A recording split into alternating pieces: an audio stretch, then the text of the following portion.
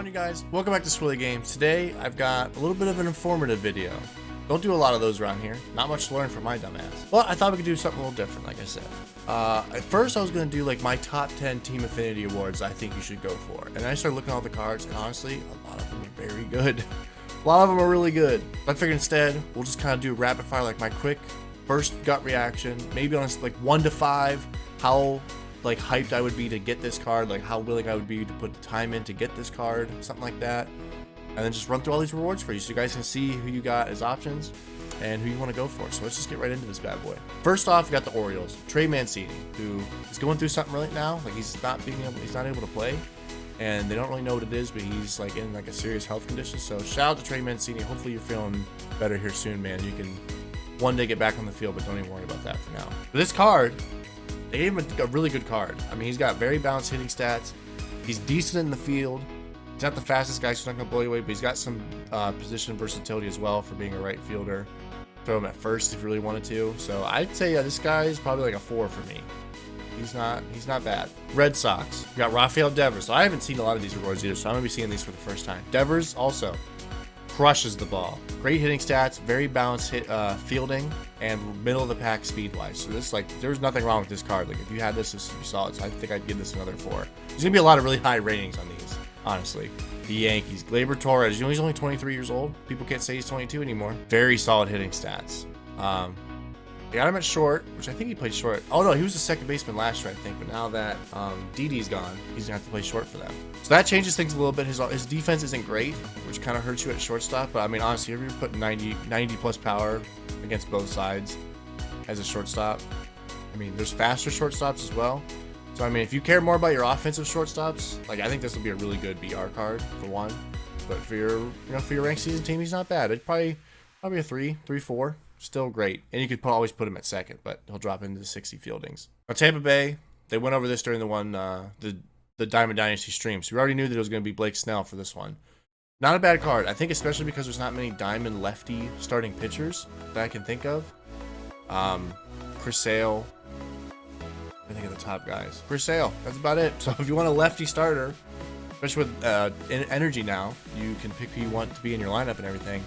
That's not bad. So I think for the variety that he would provide for as like a lefty diamond starting pitcher, especially early on in the game, I'd say he's a 3, 3.5, something like that. Blake Snell's a good card. Now this one I saw on Twitter during the stream. I didn't watch it, but I saw someone post about it. Vladdy Jr. is the Blue Jays face of the franchise. And honestly, they'll be better Vladdies. There will 100% be a better Vladdy card out there. He's got a cannon, very slow, as you know. There's not enough power for him. Like the fact that he only has in the 70s power is weak. I love Vladdy, so I would love him on the team, but as far as what the grind would be, like unless you're a Blue Jays fan, shout out to Kevin God, I don't know if I would necessarily grind for this card. Like I said, there'll be better Vladdies out there, so I give this one like a 2. Braves, very interesting. They get Ozzy Albies, which obviously he's got a stat that jumps out right away. That contact versus lefties is insane, and he's got really good fielding. So, I mean, a switch hitter at second with that good of a contact against lefties, which obviously there's not as many lefties to face. And he's kind of not great against righties, but he's still got the vision to at least help be able to like slap some singles around. And I mean, 87 field, you can't go wrong with a diamond or a gold shield fielding on the field. That's kind of what you want. So I would give Ozzy a solid 3, 4, 3.5, 4. Marlins get their finest card from last year, Brian Anderson, who again, very solid hitting stats, great fielder with a cannon, who has a lot of position versatility. So unless you're a Marlins diehard, I don't see very many people going after Brian Anderson. There's nothing necessarily wrong with this card, but there's not enough that stands out. Like you wouldn't go through the grind for something like this for a guy hitting in the 60s and have 85 fielding. Like you can get fielding at third base a lot of other places. So I'll give this one like a 1 probably. Just like the floor's got to be so high for these because all these cards are so good. So all that considered, yeah, this is a 1 for me. Yes, this is what I was hoping would happen. Michael Conforto is the Mets face of the franchise card. Very nice fielding, good power versus righties. This card is a great choice. I loved him in BR last year. Before he went gold, when he was a silver, he was right up there with like Jock Peterson, Jorge Soler, all those silver guys that just smashed for everybody. He crushed the ball for me. So, I mean, this is pretty high. I mean, the card itself, this is going to be an amazing BR card, once again, even with only 2 diamonds to choose from. I give this a 3 still. I don't think it has quite as much value on your ranked season team, just because it's an outfielder with bad fielding who's not fast. Like that's not great. So yeah, I'll give this a 3. Just right there. Just probably some bias because it's Michael Conforto, but 2.5, 3. Phillies Aaron Nola. Not many starting pitchers on this one. He's got decent control, good break, and pretty good Ks per 9 and hits per 9. Four-seam knuckle curve, changeup, sinker. That's probably a good pitch mix for a lot of people. I love having a slider. Like if a guy has a slider, that's a game changer for me. So I don't know if I would necessarily grind for this card. I'd probably give it a 2, but there's a lot of people that probably actually love this card. I mean, he's got 94 on the four seam. He could probably hit 96, and that curveball could drop down into 70. So if you can locate with him, this is actually a really good card. But I think for me personally, yeah, this is a 2. Now another one that we already knew about, Juan Soto, the fucking GOAT. Love Juan Soto. I think I love him more than I love his card. This is a great card, great power. Like I said, me personally, my outfield, I like having good fielding, fast guys. Like bad fielding in the outfield is where it can really screw you over. Like if you screw up in the infield, that might give a guy a single, but if you screw up in the outfield, that might be 2 bases and a run scored. Like it's a lot more important, I think, for defensive outfielders. But outside of that, I mean, 100 power, 70 vision isn't bad. Good contact against both sides. Got great discipline. This is a good card. This is a 3.5 still. All right, we are into the Central divisions now. Yohan Moncada, boy, just got paid the other day. And this isn't a bad card. I mean, decent fielding, decent speed, switch hitting option that's actually pretty balanced against both sides. Like righties obviously a little bit better, but even against lefties, he still got 86 contact, and the 57 vision is okay. Like starting off, I mean, you'd want that to be probably 70 at least, but you know, not a bad BR card potentially for the versatility. As far as the ranked team though, like I don't know if I would grind for this unless I'm a White Sox fan. So I'll put this at like a 2, 2.5, right, kind of middle of the road. Now, if you could tell, might be a little bit of a bias coming up here, but this card I am super, super excited for. Switch hitting, great power option. Carlos Santana, decent fielding, very slow. You're not picking Carlos for his speed, but the fact that he could play catcher, I think is very, very important actually starting off. Because it'd still be probably a 70, 71 fielding catcher, which is bronze, not great. Doesn't have a good arm, so might be a liability behind the plate, but that hitting is amazing. And I personally crushed with Carlos Santana cards. Loved using him last year. This is like a 5 for me. Like I think I might go for Carlos first. We will see, but super hyped about Carlos' card. He fucking deserves it too. Carlos Santana never gets enough love, I feel like, especially amongst like who's the guys to look out for, the Indians. Like Carlos, he's 33 years old, but he's been trucking along for a long time. Matthew Boyd, another lefty starter for the Tigers. That makes his value go up a lot. Doesn't throw super hard, but he's got a great pitch mix there. Four-seam slider, circle change, curveball, and a sinker. This is actually low-key very good. Like if you want some starters, and it's actually got to do stuff with the Tigers because they kind of blow, this is not a bad card. I'd give this a 4. Like as far as just how good the card is, this is a very good card with especially a lot of value, I think, on your team being a lefty. Tigers with some good value, who would have known? My boy Whit Merrifield, very well deserving. Face of the franchise for the Royals. He actually is their face of the franchise too. Great defensive versatility. He's at 81 fielding at second, but he'll be a silver at basically everywhere on the field you want to put him. Great speed, and a very good high contact guy with nice power versus lefties. This is a very solid card. Especially because second base, I feel like it's pretty weak. Outside of, I mean, you don't have Torres there anymore. You've got Ozzy Albies. You've got him. Altuve, but no one's going to want to fucking use him. No one really wanted to use him anyways. So, Whit Merrifield, this is a 4 for me. This is a really good card. I like this a lot. Byron Buxton, we also knew about this card. This was shown off during the developer stream. Great fielding, great speed, and actually decent, well-rounded hitting stats. So like I said, I love my high fielding, high speed outfielders, and I mean, Byron Buxton's about the best combination of that you can get. Plus, he's got a cannon and good reaction. So in the meta of this game where defense is so important, this card's actually got a lot of value. So I'm definitely going to give this one a 4. And the Twins are a good team this year. Like, I mean, they were last year. They're only going to be a little bit better. So playing with them in like March to October or whatever wouldn't be the worst thing either. So definitely giving Byron Buxton a 4 for me. All right, into the NL Central. We've got Anthony Rizzo here, who, as far as first baseman goes, this is a pretty balanced hitting first baseman with good fielding. So that 84 fielding is going to be higher end for a first baseman especially. Speed, not important for a first baseman, really. That's not what you're picking a Rizzo for. This is probably a 3, 3.5 for me. I don't personally hit well with Rizzo cards, but he's got decent hitting stats, and that defense at first. Where, I mean, Frank Thomas was a beast on defense last year, and he was like a 45 or whatever the hell he was, maybe a 54. So first base seems to not matter as much for defense, but hey, if you like Rizzo, he's a funny guy. That video with him and Chris Bryant when they were mic'd up, fucking hilarious. So I'll give it a 3. Joseph Votto. Not a bad card. He's kind of fallen off the face of the earth a little bit.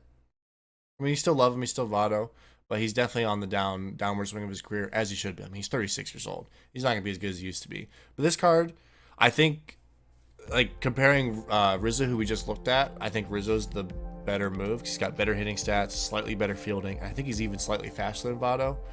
But love Joey Votto. Another cool guy. But as far as first baseman go, this is probably actually pretty low on the list, all things considered.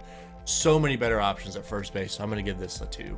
Oh, Diamond Lorenzo Cain is back. Love that. Love to see that. He's not as fast as he used to be. He's getting up there a little bit too. I freaking wanted the Indians to sign him so bad the year he went to the Brewers. Like, there's no... Did they trade for him? I can't remember. There's no reason we shouldn't have been in the market for Lorenzo Cain. We could still use him right now. But great contact, really good fielding, decent speed.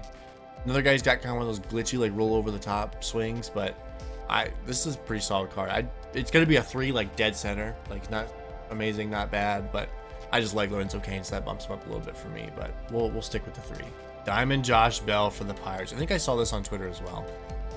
Another great card. He's got a very glitchy, like, Jim Edmonds type, Joey Gallo, like, really, like, low cutting swing where he just drives the ball up in the air really, really nicely. Switch hitter is great as well, with power from both sides no matter where you got it. This is probably a 4 for me. Fielding's not great, but again, first base not super important. His finest card, everyone loved it. So Josh Bell, definitely worth going. I'm going to give it a 4. Final Central Division card we're going to look at is the Cardinals, who got Yadier Molina as their face of the franchise. Good fielding. Man, this man's 37 years old. That's crazy. Horrible speed, not what you're here for, but super high vision. So if you want a good high contact catcher, especially like catchers, especially finding a good hitter can be tough sometimes until you get like Bosch rewards. I'll give this a 3.5. I would say this might be my most excited card to go over in this. We're into the West divisions with the Angels. Shohei Ohtani, diamond starting pitcher card. Got the 4-seam that he's going to pump by. Does he have that quirk outlier? I would have died. Okay. That would have been a game changer. He'd been throwing 101. He's going to pump you with 98, a nasty slider and splitter, and drop a curveball at 74 miles an hour.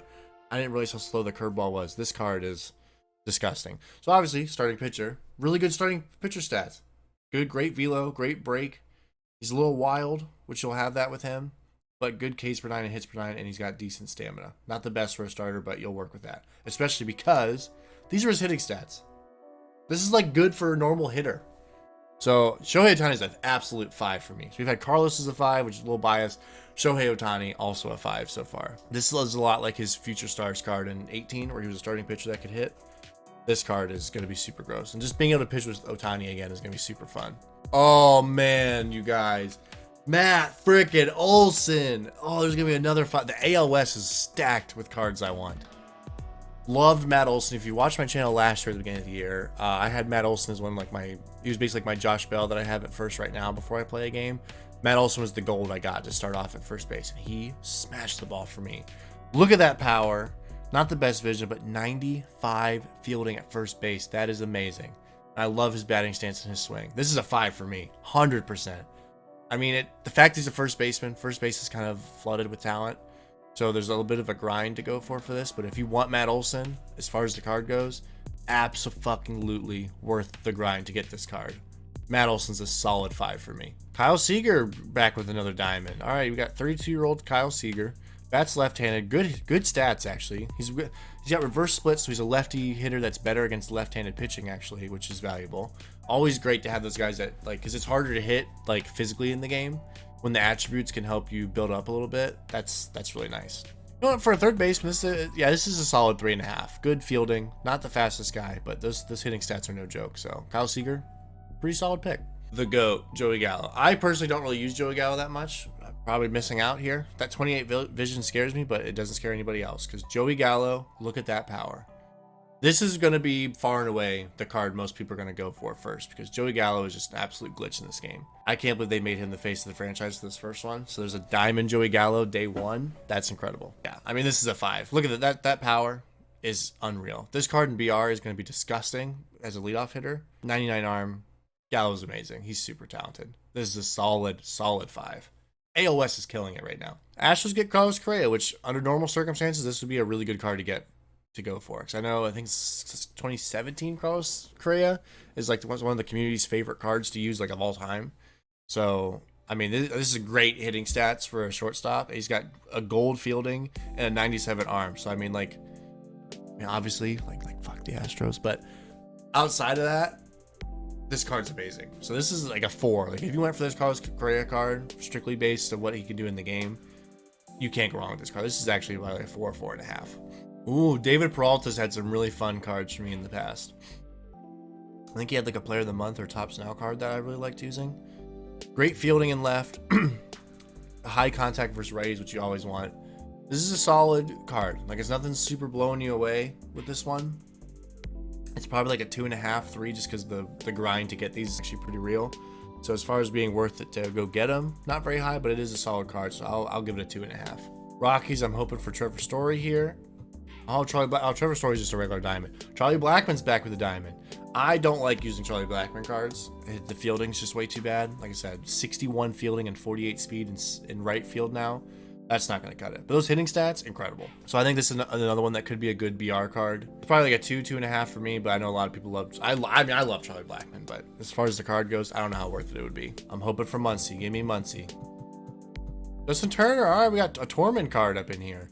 Again, bad fielding, but good defensive versatility. Weird that like utility guys have bad fielding, but hey, you could if in a pinch, you could put him pretty much wherever you wanted in the infield. Very good hitting stats though, because people forget how good of a hitter he was. So I think this one's not bad. I think the Dodgers are going to have some really good rewards down the line too, which I haven't really talked about in any of the other, like, is it worth it or not for these? Because that's the big thing. If the stage 4 reward's really good, you have to do all of them going up until then. So we have no clue what those are going to look like. But I would imagine they're going to be like 99s across the board, or like 98 plus or something like that. Or like 95 pluses or something. But I'd give this probably a 3.5. This is a really good hitting card, but I think this is another example that this is going to be really fun in BR because those hitting stats are really, really nice. Fernando Tatis gets a diamond day 1. Another guy who's got a glitchy swing. Great hitting stats for a shortstop. He's just a cool, fun player to use. Good speed, good fielding, and a cannon for an arm. This might be a 5 for me too. I think I got more 5s than I thought. There's like 5 5s, I think, which makes sense. Yeah, this card's amazing. And the fact that we have a diamond off the bat, super hyped. And last but not least, we have Buster Posey, which is interesting that he's the one that got a diamond here. Buster already has a 99 in the XP reward path, which obviously you don't have to take him. But he's got great fielding, horrible speed, but great fielding, good contact hitter. He was my choice last year for the pre-order diamonds. He was the one I ended up going with and did pretty well with. So under normal circumstances, I think this would be like a 3, 3.5. But because Buster already has that 99, I think going through the grind of this, unless you're a Giants fan, to get this would not be worth it because you could just hold out for the XP reward and get a 99, like amazing Buster Posey. So this is like a 1.5, 2 for me. Voice is cracking. I've talked a lot this morning already. So yeah, this not great as far as these affinities go. All right, guys, that's my thoughts on all of these Team Affinity rewards here. Let me know in the comments below, who are you going for? Who's your favorite team? Like, is your favorite team bias going to play a role in this? Kind of how mine is with Carlos Santana. I want to know who you guys think's most worth it. Obviously, Joey Gallo. Going to be the answer for a lot of people. But yeah, I'm super happy with what they did to Team Affinity because it was a really cool concept last year. And then after like June, none of those cards are really worth it anymore because these face of the franchise guys were like the end game for those programs. Like it didn't get much better after that. So I'm really excited to see where these go. And we've got some really solid. Any of these could be day 1 rewards if you go for it, and they would all be worth it on your team, honestly. There's really not a bad card. It's just some are more worth it than others, I would say. Just my personal opinion. All right, guys, thank you so much for watching. Please like and subscribe. We got a bunch of content coming out here in this opening weekend. I'm just recording a huge block of videos here before I really get into it and start playing. Thank you guys so much for watching. Please like and subscribe. Follow me on Twitter @SwirlyGames. Listen to my dad, and I'll see you in the next video.